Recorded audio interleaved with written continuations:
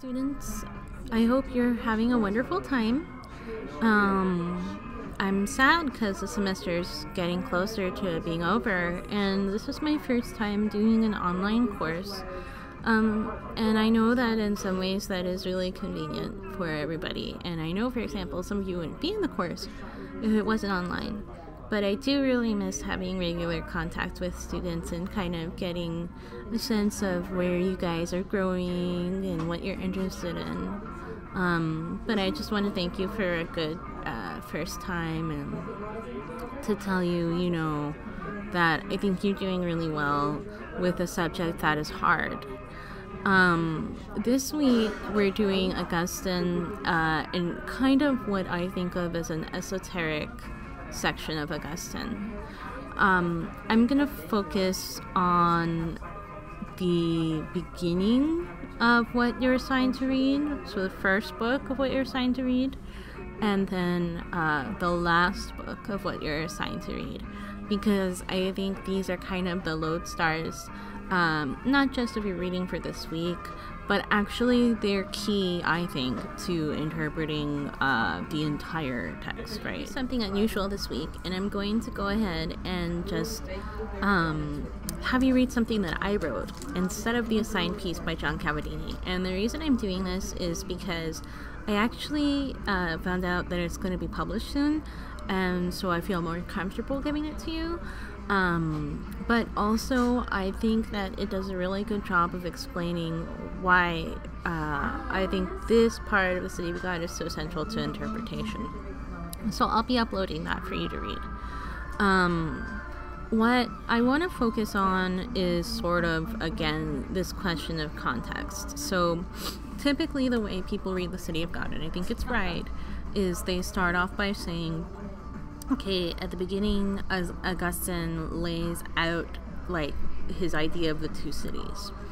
And then the first point of attack is going to be the Romans, and Roman theology first, and then Roman politics, and Roman virtues next, right? And then the next thing he's going to do is he's going to turn to the philosophers, and then after that, he's going to get more deeply into the theology until he makes it to Book 19, which is kind of his big political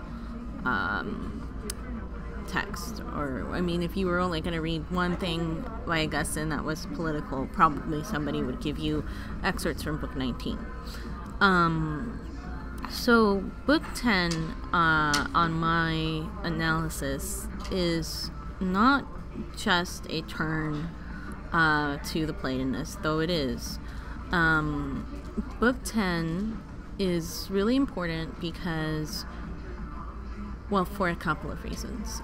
One is that you see in it just how Platonic Augustine is, but how beyond that tradition he gets. Another reason that it's important is you see the high esteem he had for the Platonists, which should be interesting for you, right, because you're an ancient and medieval class. The other thing that I think is important is that you will see what he thinks is flawed about the ancients,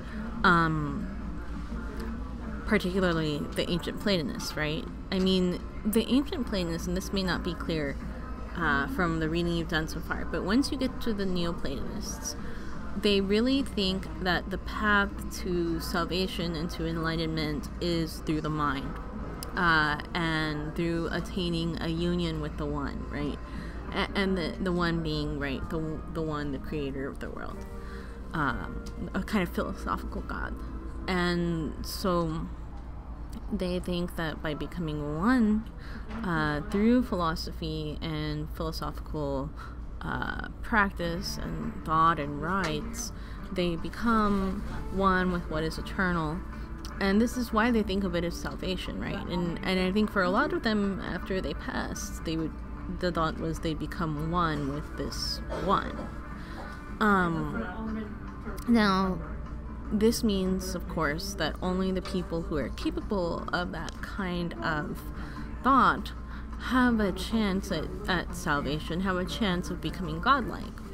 And Augustine is going to bring that hard against contrast against the Christian tradition, because for the Christian tradition, the way of universal salvation is through Christ and through fidelity to him.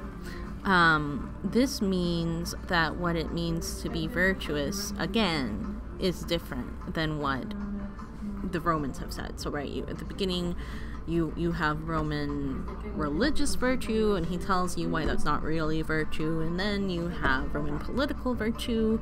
He tells you why that's not really virtue. Book 9, he gets a little bit into Stoicism.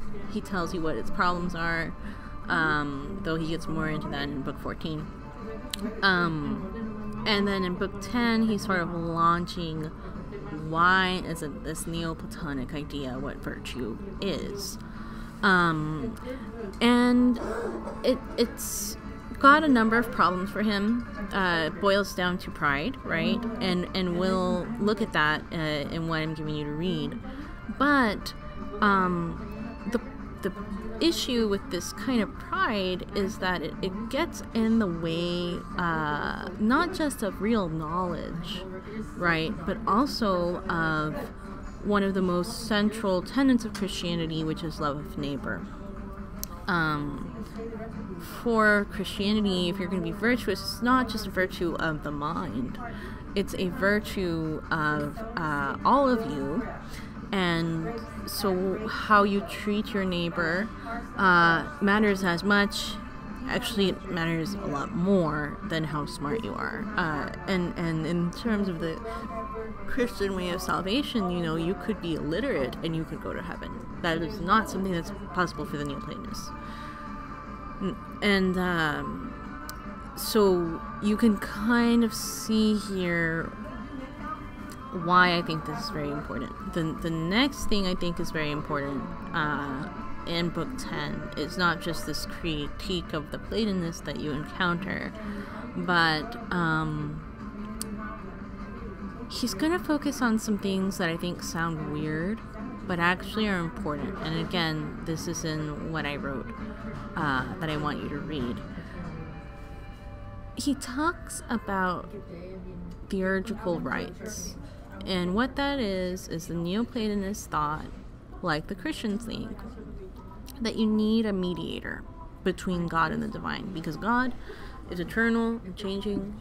We are finite. We are inferior, and that connection, is something that the human's just not going to bridge on their own, right? And so for Augustine, the bridge of that is Christ, who becomes man, right, which is showing humility, even though he's God, and kind of becomes our mediator before God the Father. Okay, for the Neoplatonists, the mediation is going to occur through daemons, spirits that are somewhere in between God and man, and Augustine, goes through that idea and what he thinks is wrong with it. And also through mediating rites. Okay, mediating rites. And the mediating rites are going to be, he doesn't talk about it much, but they're purification rites that the theurgists use, who are Neoplatonists, and it's trying to attach something spiritual to something physical. Okay, so sometimes they would use mirrors or water, or I don't know if any of you are familiar with the medieval idea of the homunculus, the little man, right? You attach a spirit to this little thing, and then it would talk. Okay, so this is what they see as a kind of mediation, right? Because they, like Augustine, know, right, that the gap between God and man is big. Augustine, I think, in addition to giving the figure of Christ as the mediating thing, he talks a lot in Book 10 about what real religious practice and worship is. And you'll see there that there he's going to give his own defense of the rites, right, that compare not just to the Platonic concept of mediation as the Neoplatonists see it, but to the rights of mediation that they see. So before I let you go, I'm going to talk just a little bit about Book 14. I ended the excerpt at Book 14, and that may seem kind of weird for you, but I think of it as a really good wrapping up point before we enter into the next part. One reason is because at the end of Book 14 is when he lays out his greatest definition of the two cities. By greatest, I mean most detailed.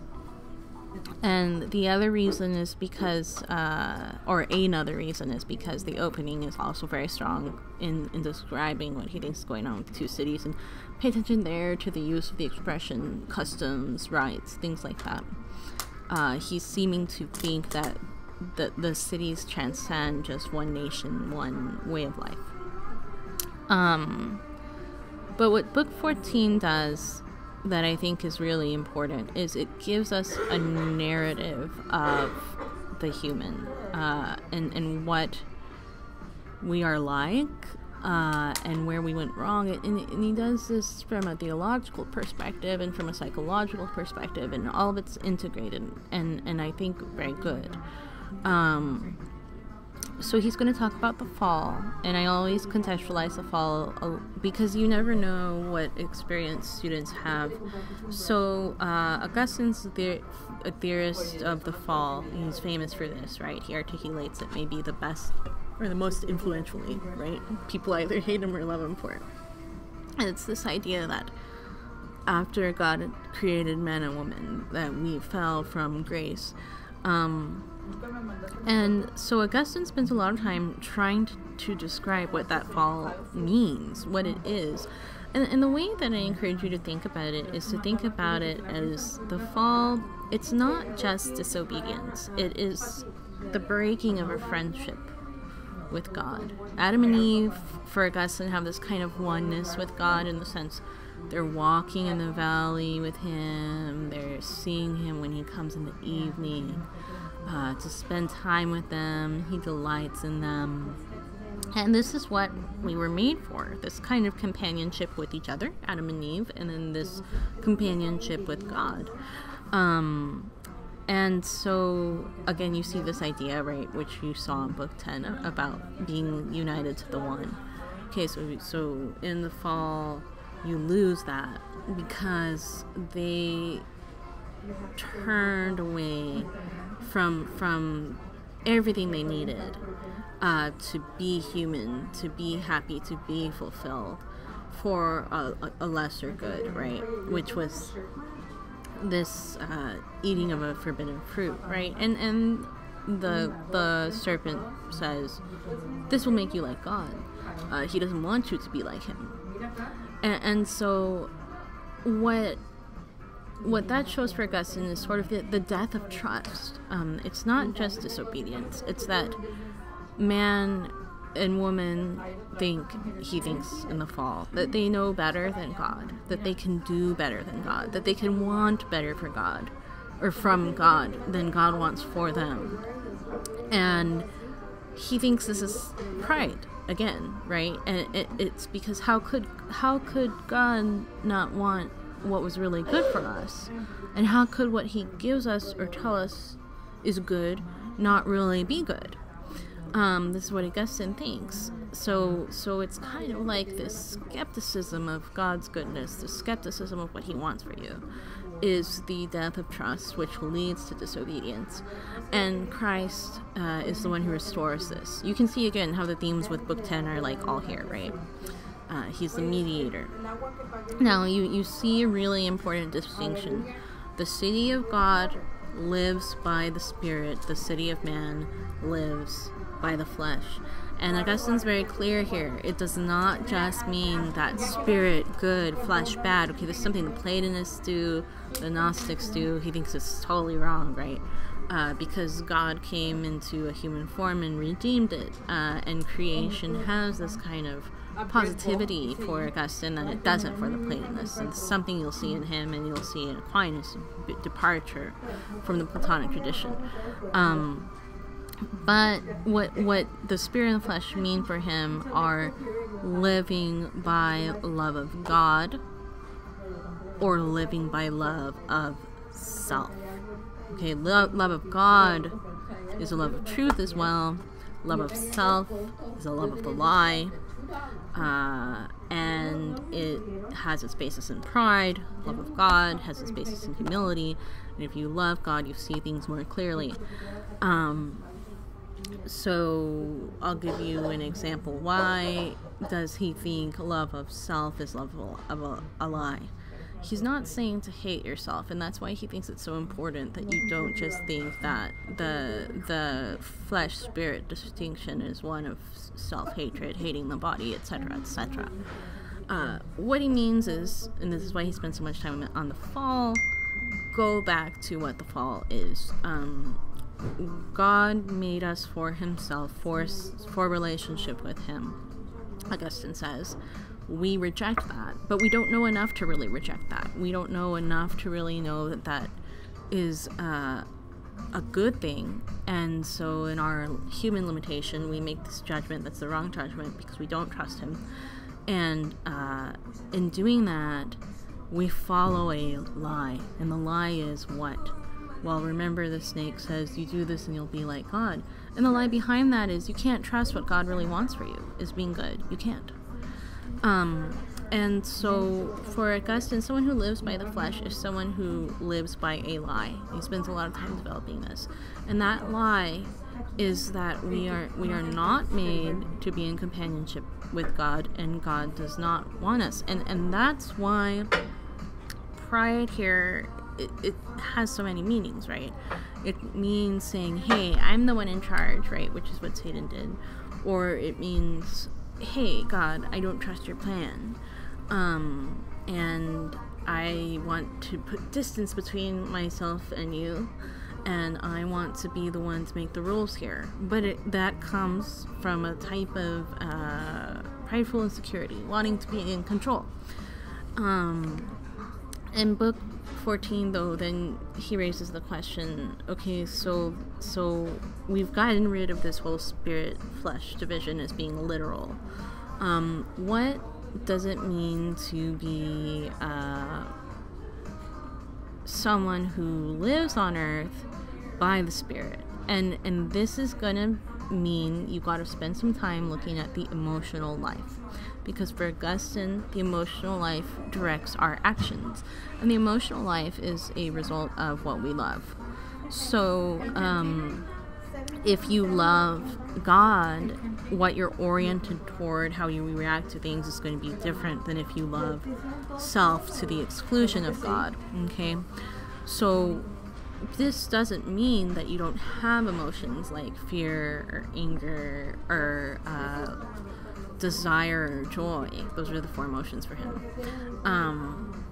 You do have them. You just have them in the right way, about the right things. And he describes the emotional life of Christ and St. Paul. Then he's going to draw a hard contrast here again to the Stoic tradition of apathy, right? The attempt to rise above human emotion. And what he says is that actually is detrimental to the ethical life, because then you can't have a way of wanting to intervene, a way of knowing what someone else needs, a way of being moved toward other people's tragedy. And so you can't really love God and neighbor that way. And he calls apatheia the most monstrous vice. Significant. So that's kind of where I'll leave you, and I'm going to include the Cabardini piece for you to look at too, because I think it's super important, but you don't have to. Again, this is a grad class, so like I think you should do it, but you're not required to. I just think it'll be edifying for you. At least skim it. Okay, well, you don't have to skim it, but I think at least skimming it will be good. Okay, bye.